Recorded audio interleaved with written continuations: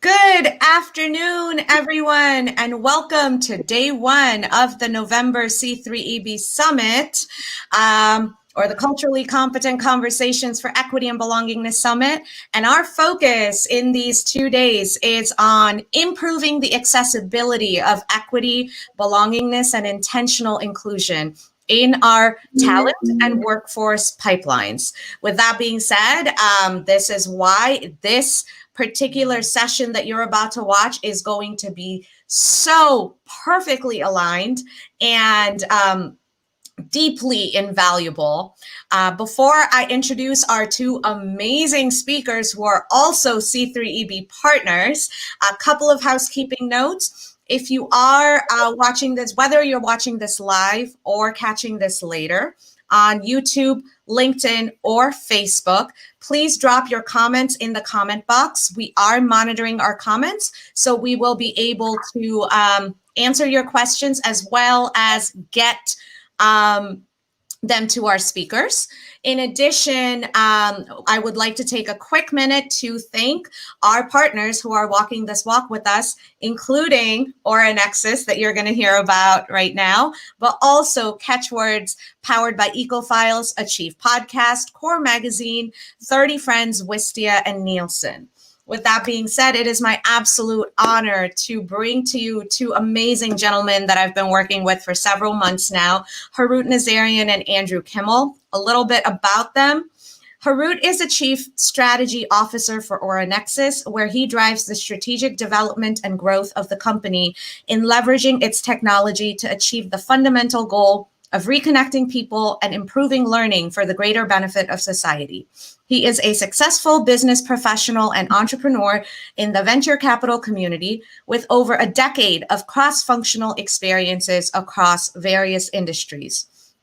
He has an everlasting passion to help people and leverage his versatility and leadership to help support individuals, startups, and small and medium-sized businesses problem solve and succeed. And he has worked on cross-functional and international teams on projects with budgets from $0 to $1 billion+. Somehow, in all of his busy, this busy schedule, Harout also finds time to support local schools and nonprofits through his involvement in the community and loves spending time with his family. Oh, and he has his MBA from UCLA Anderson School. And now a little bit about Andrew. Andrew Kimmel is the Chief Creative Officer of Oranexus, which we're going to hear about. He is a television and news producer from Los Angeles, California. Andrew spent 10 years building a career in reality television and produced some of the largest network shows in the world, including The X Factor, Dancing with the Stars, and The Bachelor franchise. With the release of Facebook Live in 2016, Andrew recognized the massive reach of live video and began to build a framework of content that increased engagement and organic growth. His live streams led him across Europe and the Middle East, where Andrew became the first person to conduct a live question and answer session with refugees from within various refugee camps. It also led him to become one of the top reporters on the ground covering the Standing Rock Dakota Access Pipeline protests in the US. He was most recently the head of live video for BuzzFeed News. So we have some major powerhouses in the house tonight or this evening who are going to talk to us about better engagement and better work environments. With that, Harout and Andrew, it is my absolute pleasure to have you on C3EB. The stage is yours. Wow. Thank you. That was a really nice introduction, AJ. Yeah, thank you. I have to say that from Harout and I, we're really excited to be presenting and part of the C3EB Summit today. So thank you, and thank you to everyone out there who is watching. As Dr. AJ said, I am the Chief Creative Officer of Auranexus and one of its co-founders. But first, I want to pass it over to Harout, and we'll have Harout introduce himself.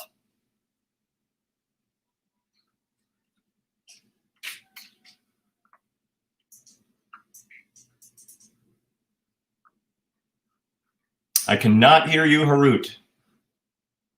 Oh, sorry. I had myself on mute. Thanks, everybody, for joining us and listening either live or later in the recording.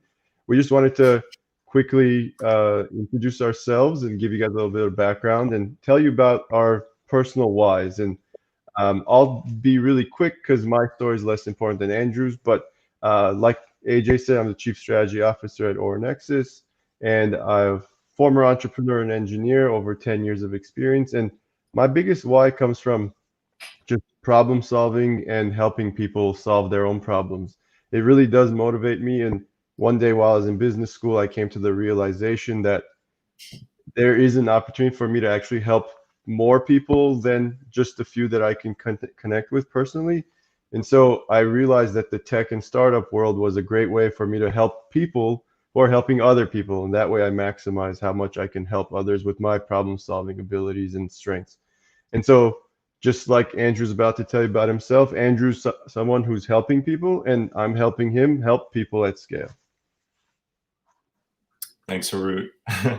And I know Dr. AJ did mention some of this in our introduction, but I think it's important to really share kind of where my upbringing and the journey from 10 years ago to now has led to the creation of Auranexus. So just to start off, if I had to list my biggest strength, it would be my ability to connect with people.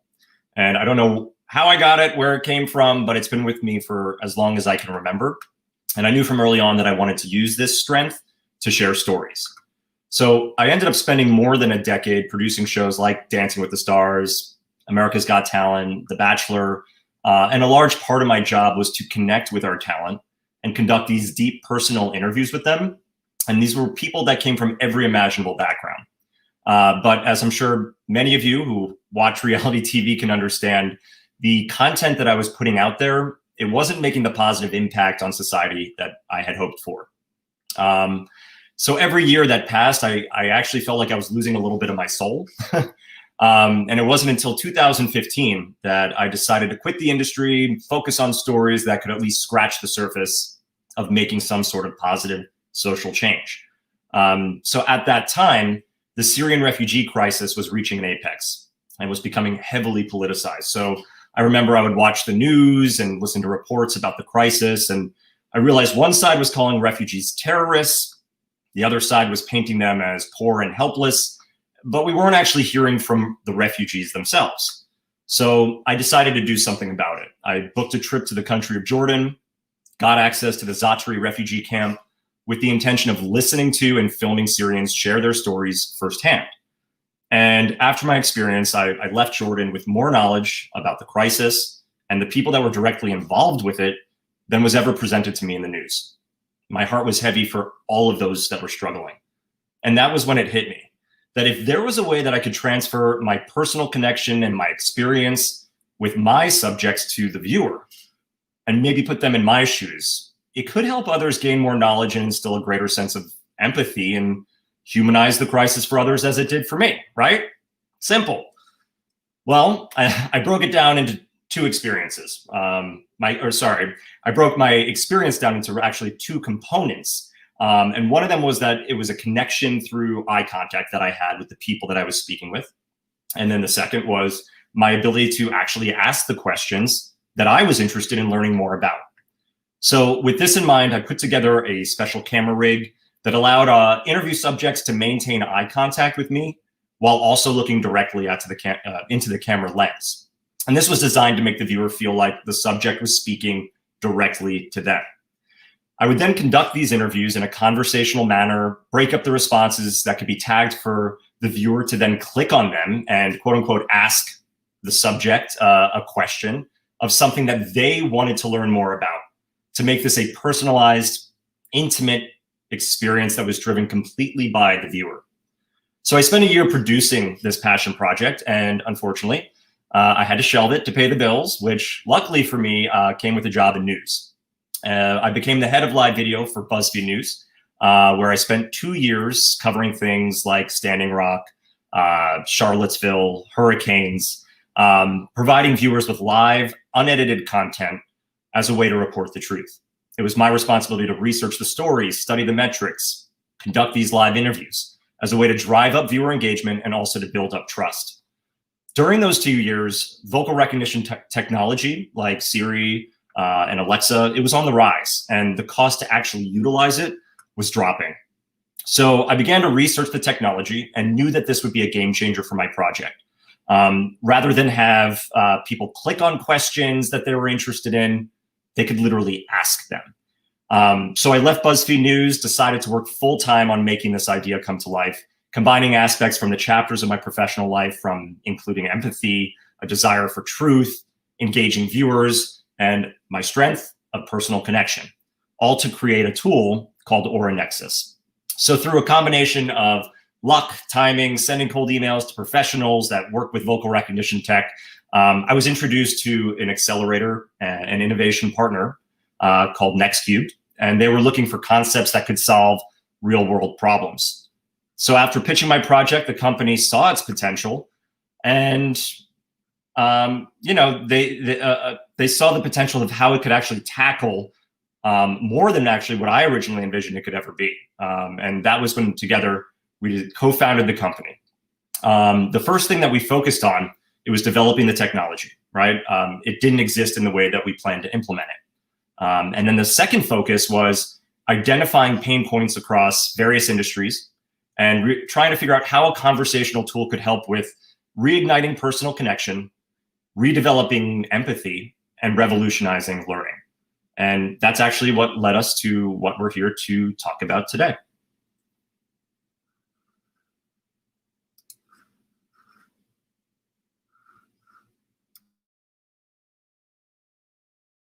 Harout, you are muted.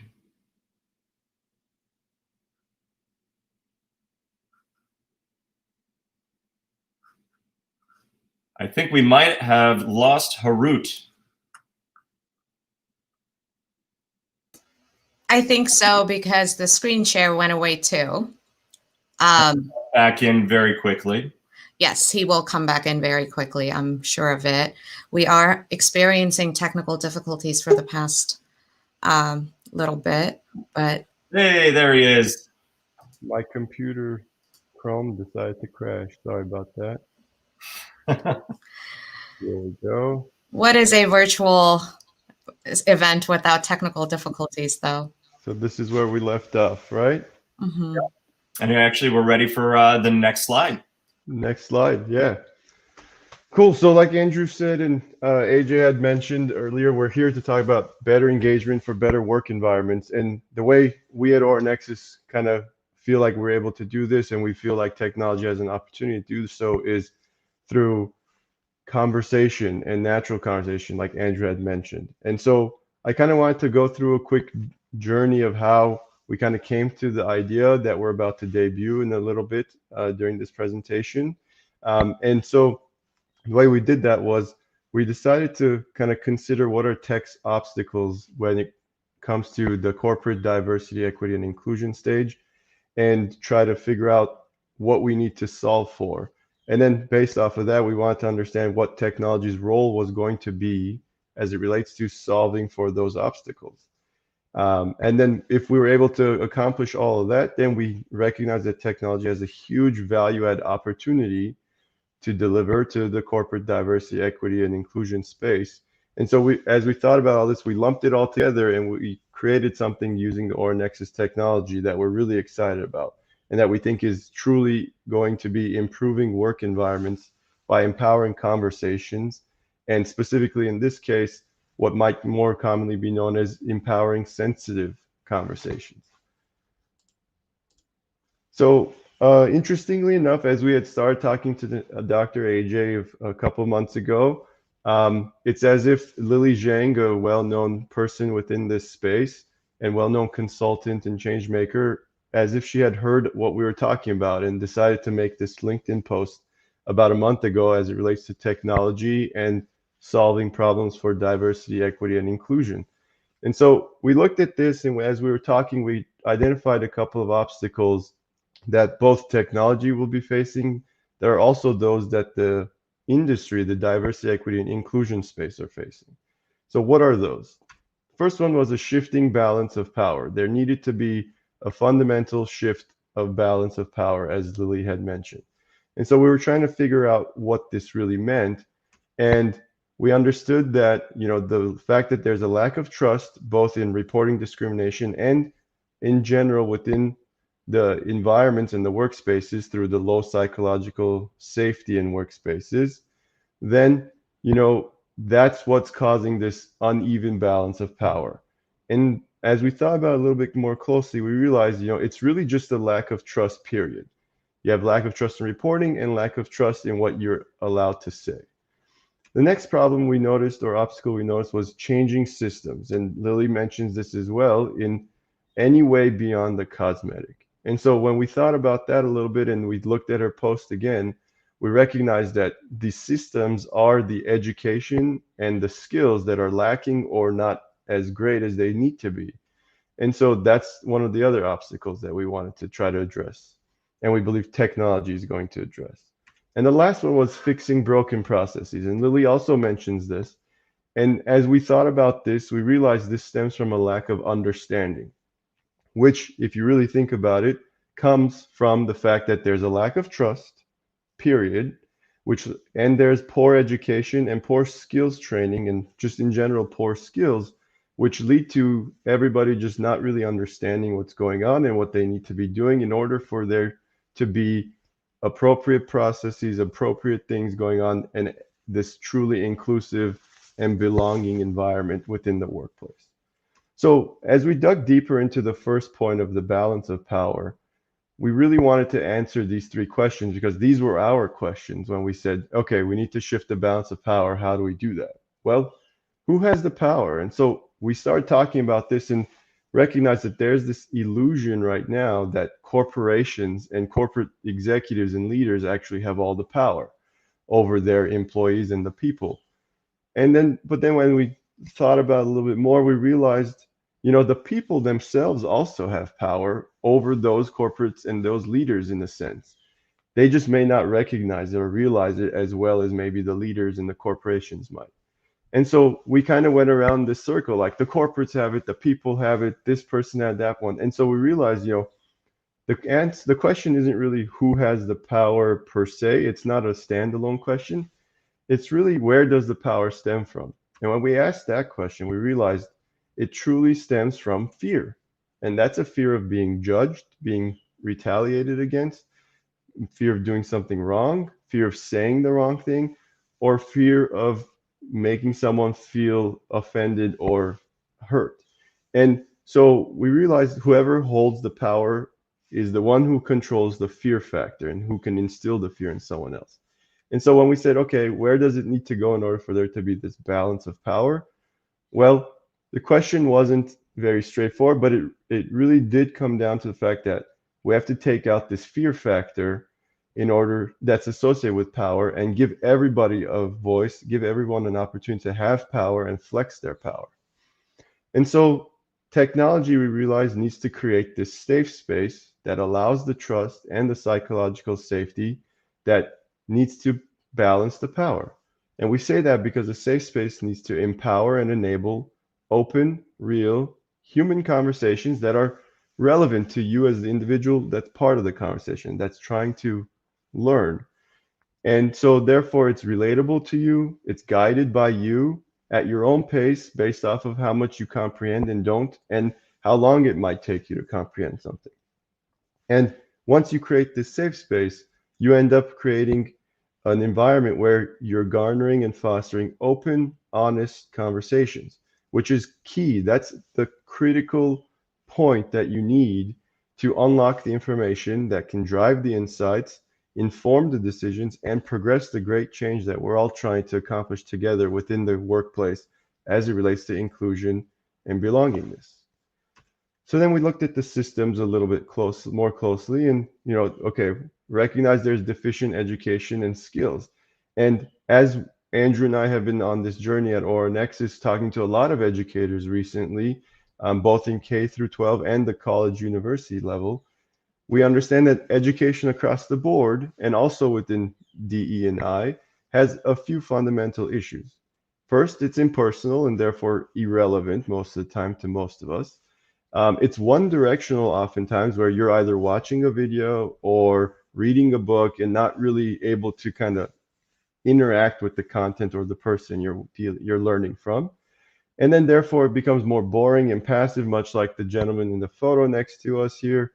And sometimes also it's outdated. And one thing we thought, especially within DE&I, is the fact that since the world around us is changing so much and so quickly, content is just naturally going to become outdated relatively quickly. So technology is going to have to find a way to address that. And then that lack of education essentially drives the fact that there's a lack of skills in addressing the inequalities. If you're not developing the skills and training without consulting the people therefore, or if you don't have it based off of relevant data and you don't have it based off of the right education that's being delivered and understanding what people are learning and not understanding, then how are you going to actually properly create the skills and train people to have the skills to address these inequalities? And the line of reasoning here is the fact that a scenario might come up and a skill might be available to talk to someone and address a specific problem. Though when you make that action, depending on who's in front of you, there's going to be a whole variety of different opportunities or responses that you're going to have to figure out. And, it's very hard to have this single line of reasoning to follow because everybody's unique. And then the last piece was the fixing broken processes, which we said is related to everything before. And it really comes from the fact there's a data poor policy and action practice. Today, as a leader, you're supposed to figure out, as the bubble says here, that's from Lily's Harvard Business Review article, you're supposed to figure out what it's like for other people and make sure everyone is having a positive experience. Well, in a data poor world today, figuring out means guessing, which could be inaccurate, assuming, which may bring in false pretenses or your own personal biases, whether consciously or subconsciously. And it's usually going to be based on oneself, which could be misinformative, which is something like, how would I feel if this happened to me? And the challenge there is we may not know how every single person in the world and how every single individual will feel in different scenarios.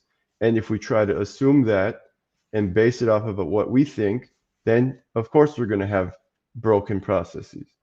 And so someone might say, okay, why don't you just survey people and get that information and then create your processes? It's a good option, though we've often seen that surveying has its own challenges. And if you've ever created a survey, you realize that it's extremely difficult to create questions and answer choices that aren't going to elicit any sort of biases onto the respondent. And when the respondents are getting these surveys and being asked to truthfully respond, sometimes they're not going to feel like they can trust it, that it's anonymous, or that they can be completely upfront. I speak from personal experience in the sense that I used to work in the large corporate for almost 7 years. And when we get these surveys, and I'm sure many of you have experienced this as well, your colleagues and coworkers might be like, yeah, I'm not really sure this is anonymous, so I'm just going to try to answer it in the way I think they're going to want me to say, or at least in the way I won't get in trouble. And so we were like, that doesn't make sense either. And it's also not cohesive because, again, through a survey, you as the survey creator are taking your respondent down through a specific thought process that you want them to go through, rather than allowing them to bring their own line of reasoning and their own thought process and learning style into the mix. So we said, okay, we figured out all the issues. How are we going to fix this? How can technology fix this?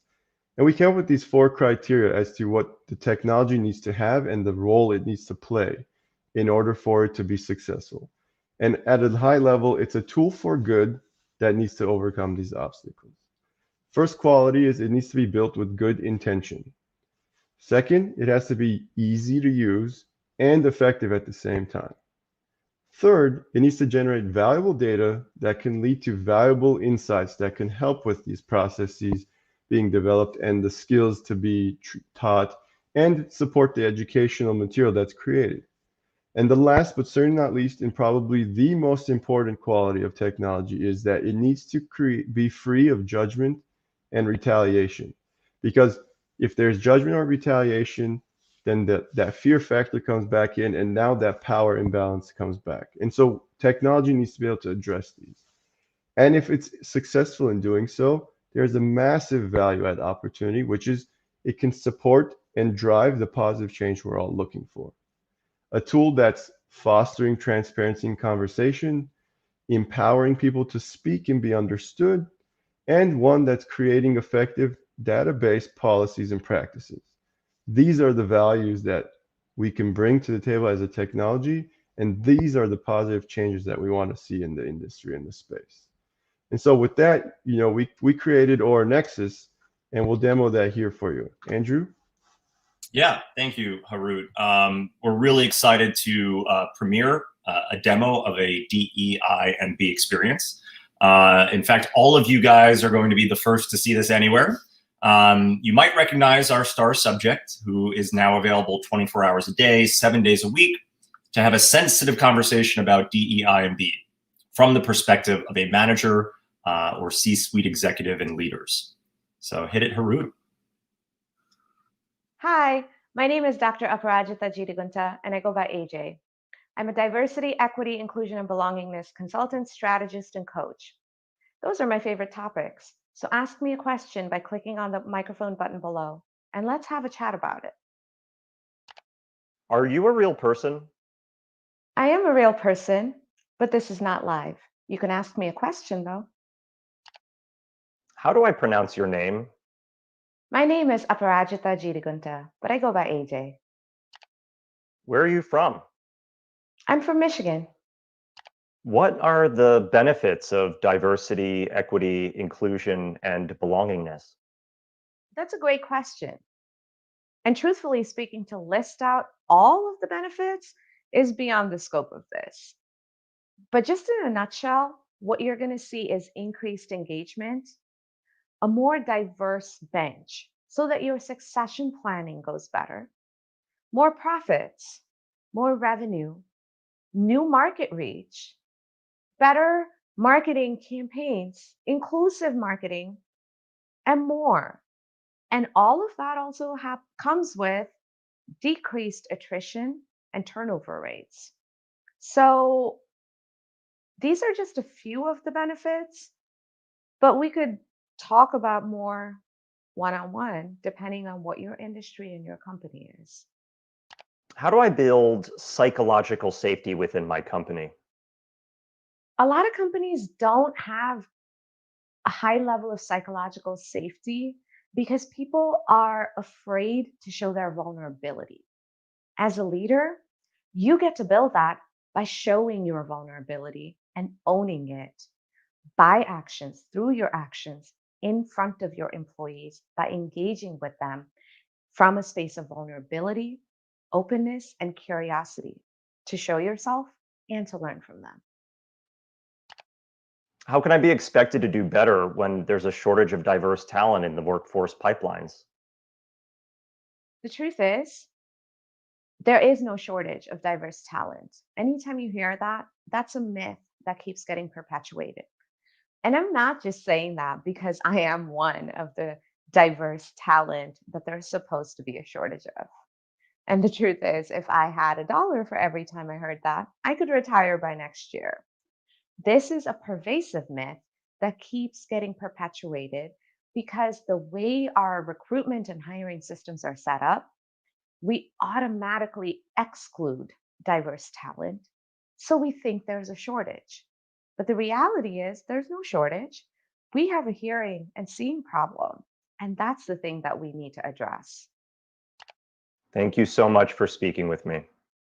It's been such a pleasure. Hi. So, as everyone could see, I was able to have a real conversation with Dr. AJ in real time. The process was done in the comfort of my home, and nothing was off limits for me to ask. So I hope you guys enjoyed that premiere of our DEI B demo. And now I just actually want to revisit some of what Harout was discussing earlier. Using the role of technology for good to overcome obstacles. And let's see how Oranexus is able to actually implement it. So did we build Oranexus with good intention? Yes. Our technology was motivated by and developed to instill a greater sense of empathy with users. And empathy is the thing that opens the door to personal connections between our users and the subjects that they're communicating with. It creates a better understanding of all the topics that are discussed. Is Auranexus both easy to use and effective? Yes. Our technology is built to replicate a natural and personalized conversation. So as it's actually led by the user, it is effective in increasing engagement as well as user retention. Can Auranexus generate useful data and insights to overcome obstacles? Yes. Our platform is able to aggregate data in real time that provides managers and C-suite executives with better understanding of their workforce and potential issues that can be addressed and worked upon to make the office a more inclusive environment. The information received is also based with accurate, honest responses provided by coworkers and employees, leading to more impactful insights. Is the Auranexus experience free of judgment and retaliation? Yes. We want people, whether you are an employee, manager, executive, to be themselves. An experience is a safe space where we take out the fear and anxiety that an in-person meeting might invoke. So people can ask exactly what's on their mind in an honest way and feel empowered and comfort, knowing that their answers cannot be traced back to them. And what about with text value to drive positive change? Next slide. There it is. Are we a tool that enables the creation of effective database policies and practices? Well, Oranexus's backend data system puts together a variety of metrics in real time that can shift the company, that can actually shift company policies and practices. So, for example, reviewing the questions that are received, the way they were asked, the order that they were received in. All of this generates a unique line of reasoning, which helps us understand thought process and train of thought. And this helps us inform, where training might be needed and how it can be shaped to have a more lasting impression. Are we a tool that fosters transparency and conversation? Well, each experience opens the door to see what people are really thinking within an organization. And that is incredibly important to make the workplace a more inclusive and understanding environment. And lastly, are we a tool that empowers people to speak and to be understood? Well, Oranexus was designed to be a safe space for human conversation.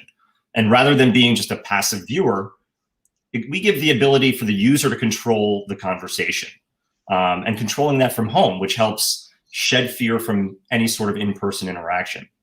And as the data, it's being anonymously recorded, not the video, not the audio, just the words that are being spoken from speech to text. People can start to build trust and develop stronger connections across all levels.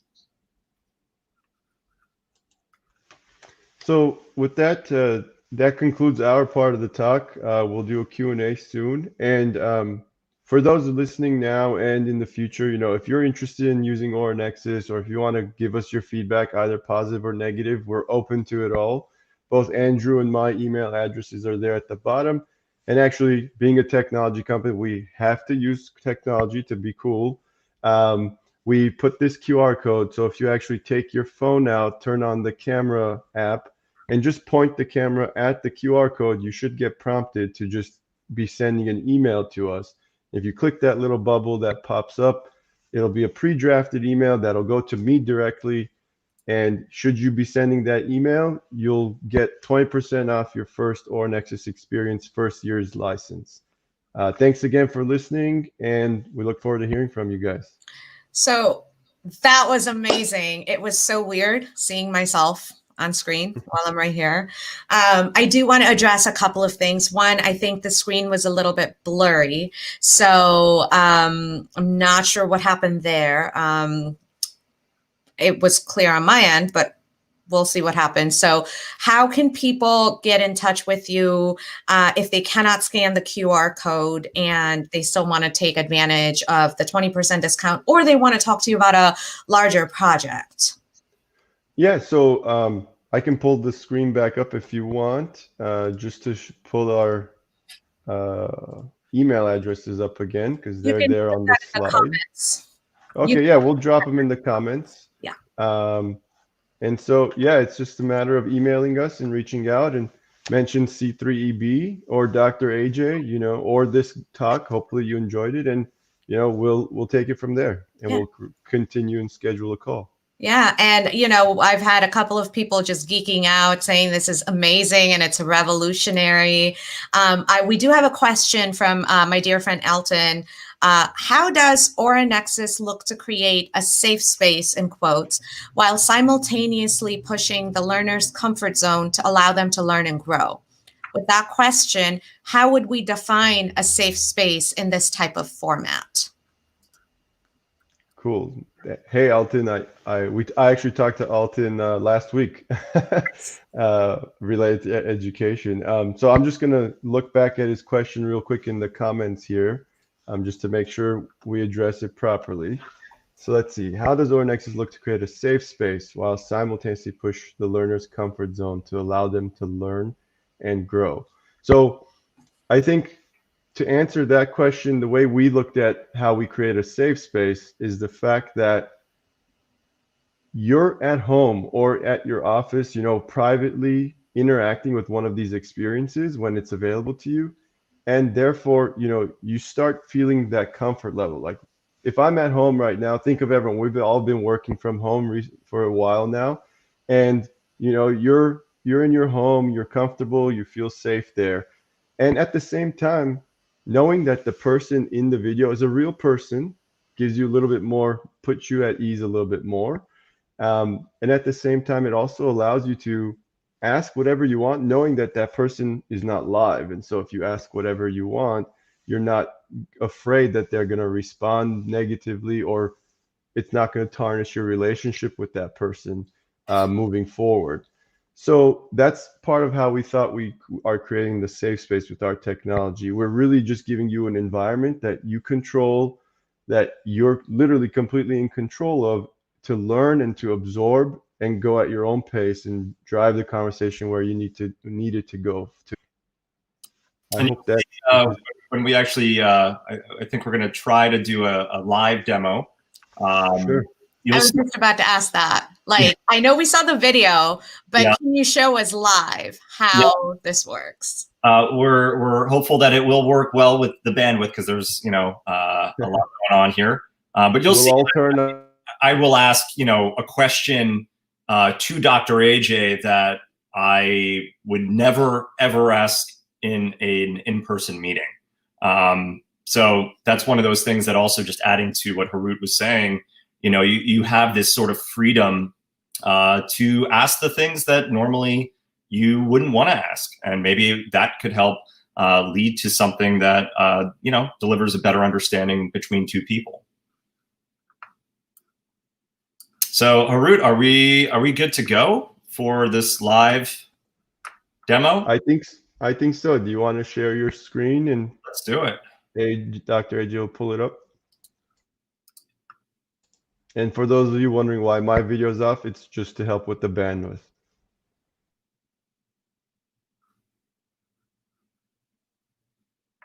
All right. Can everyone see that? Yep, there it is. Okay. And Dr. AJ, if you can mute me.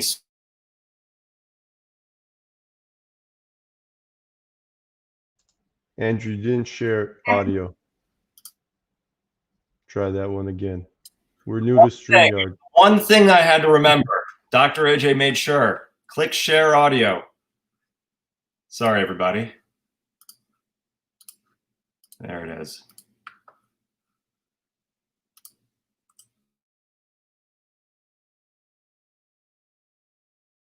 Hi, my name is Dr. Aparajita Jidagunta, and I go by AJ. I'm a diversity, equity, inclusion, and belongingness consultant, strategist, and coach. Those are my favorite topics. So ask me a question by clicking on the microphone button below, and let's have a chat about it.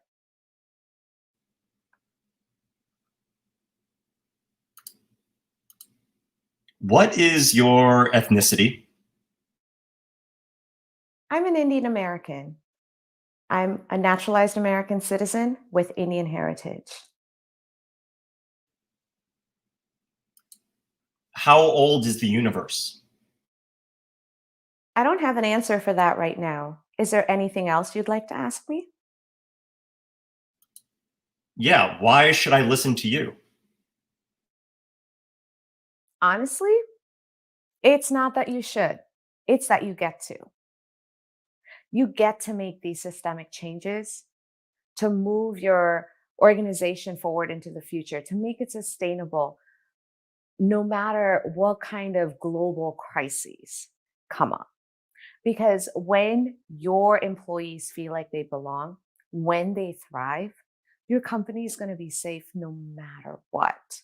And you get to say that you spearheaded all of that. So, should you listen to me? I don't know. That's up to you. But do you get to take everything that I've talked about and implement them and make some incredibly beneficial changes for your organization's future? Absolutely. And I'm not just saying that because I have 15 years of experience. I'm saying that because I actually help people do this every day. And I have the receipts for it. And just one last thing, we have suggested questions that are compiled that can be hidden and accessed at any time. Obviously, all of these can be customized to whatever the subject matter is that we're talking about. And so one of the most important questions, I think, for today, why did you partner with Auranexus? So, anybody that knows me in life knows that I'm completely tech aversive.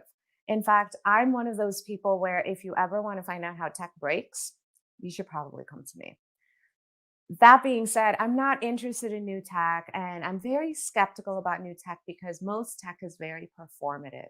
When Oranexus came to me and said they want to develop a tool to increase empathy, to increase engagement, and to do it in a safe way that's free of judgment and that increases the psychological safety of all participants, of course I got curious.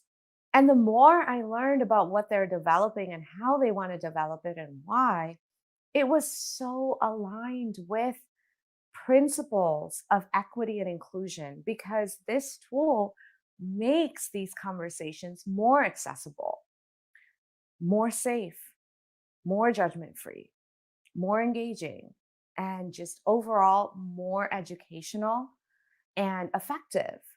How could I not partner with something like that given what I do?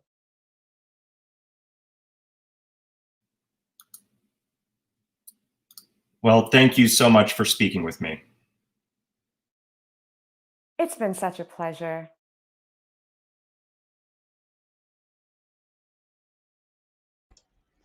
Well, and Alton, I hope that gives you a better feel for how we're creating a safe space. Because, yeah, Andrew will never ask Dr. AJ, why are we going to listen to you? To her face, at least. I know better than and also, yeah, it's like if I'm sitting in a meeting and a one-on-one meeting with Dr. AJ, I would never in a million years ask her what her ethnicity is. That's inappropriate. But in this sort of space, in this environment, you have the ability to ask those sorts of questions. Do you have a question for me? Oh, wait. Andrew, you're still on. You're talking to Dr. AJ. If you don't ask a question, Dr. AJ gets very impatient and she wants you to ask a question. I love questions. Everyone that knows me knows that. So that was actually, I think, a great way to demo that. No, it was, and truly speaking, just from the user experience end of it, it was easy. It was easy to think these things through and answering these questions. It was so conversational. It didn't feel awkward. I was expecting a lot more awkwardness than what, and it was once everything was said and done, it was like, wow, that's it? Like, that's how simple it was. And to have the idea of having this giant question bank, right? It saves me so many live streams and so many of these speaking engagements and all of these, because I can just direct them to this and say, here's everything that you could possibly think of asking, because I've already thought of it and answered it for you. For sure. Of course, it's, the questions I did ask AJ about, the universe. And if there isn't an answer to one of your questions, it does lead to a response. And ultimately, on the back end, AJ would have access to seeing all the questions that did not have an answer to them. And she would have the ability to then update and add more responses to the system. So that way it is always growing, always up to date. Things can be removed, added as needed. And yeah, it just creates a really large library of content. Yeah. Yeah. Do we have any other questions? We're getting some great comments. Thank you, Alton, for asking that question. I think that question about, the creation of the safe space is an incredibly important question that's at the foundation of everything that Harout and Andrew and Auranexus really, really do. And they really thought this through, because like they mentioned, we've been working on this for a couple of months now, and it has been such a pleasure to work with a team that is so intentional about doing the right thing in the best way to help. I mean, I swear, if we had teams like them, I'd be out of a job soon. Thanks, Dr. But- AJ. I don't think so. We still need you. Yeah, we really appreciate your help. Your insights, your expertise does help us when we create these. We're not experts. We're not sitting here going, we know what you want. We built it for you. We're listening to what people tell us they want, and then building that for them. And that actually allows our tool to be versatile, right? Because we're able to listen like we want our tool to be doing, and we want other people to be doing to advance the progression in DE&I. We create what's needed rather than tell people what we think is needed. Yeah, absolutely. And we have a great question, actually. How does this allow for different languages? So at the present moment, we have built our system with an English system, but there are any language you can mention is something that we could implement within the system. It's something that we actually haven't done just yet, but we are looking forward to doing that for one of our next upcoming experiences. But it is possible to do this in other languages as well. Okay. That was a great question. Thank you for that question, Alfred. And I'll say, sorry, Doctor, I'll say one thing just to kind of let people know who are listening. We demoed one type of use case within corporate DE&I, right? We demonstrated the ability to have a safe, sensitive conversation, as we've discussed. But we've also discussed the fact that specifically with DE&I and obviously other industries, right? But even with DE&I, there's so much versatility here. We can do training courses. We can have educational material, and we can do classes, office hours, help with the corporate HR policies outside of DE&I, and helping you as an employee or a member of a company or team find answers to your questions quickly and easily without really wasting any of your time. Yeah. So that's technology, right? It's something versatile and scalable that's going to solve problems whenever they come about. So absolutely. And I with that, I do also have to say, my personal favorite, to me, this tool has so much versatility and applicability in the entrepreneurial space, with engaging with our potential clients and customers and being able to tell them what our services are, which is what, everybody here in this session saw. But also, if you go to the C3EB website, they actually did a little 3-question test case for me, where you'll learn more about the C3EB and learn more about what my dream behind C3EB has been, without having to read a blog article, without having to do any of that, as if you're having a conversation with me. And so to me, that was mind-blowing, to be able to communicate that as if it were a real-time conversation, and do it in a safe way from my end, but also from the listener's end, so there's safety built in on every aspect of it. So that's what I appreciated the most about this experience, particularly having been one of the use cases. Yeah, for sure. And then Alfred actually made a really cool comment too. Yeah, Alfred, we 100% agree. This would be a profound usage on the topic of courageous conversations. And we'd love to talk to you about it. Feel free to reach out to us. The emails are in the comments section. So. Absolutely. So thank you, Harout and Andrew, for creating this tool, for being a C3EB partner, for allowing us to use the C3EB platform, for your massive reveal. It was, I had goosebumps like throughout this entire session, and I just thank you for taking the time to do this, to build this tool, and again, for just being here. Thank you. You for inviting us. It was a pleasure. Absolutely. And yeah. And so if anybody, I highly recommend everyone watching this live or later to get in touch with Harout and Andrew. Their email addresses are in the comments. I will also put them in the comments of LinkedIn. And please feel free to actually give us some feedback on this session at www.bit.ly/C3EB survey, so that we can learn and grow and improve our services up from the C3EB end for you, to bring you more amazing programming like this in the future.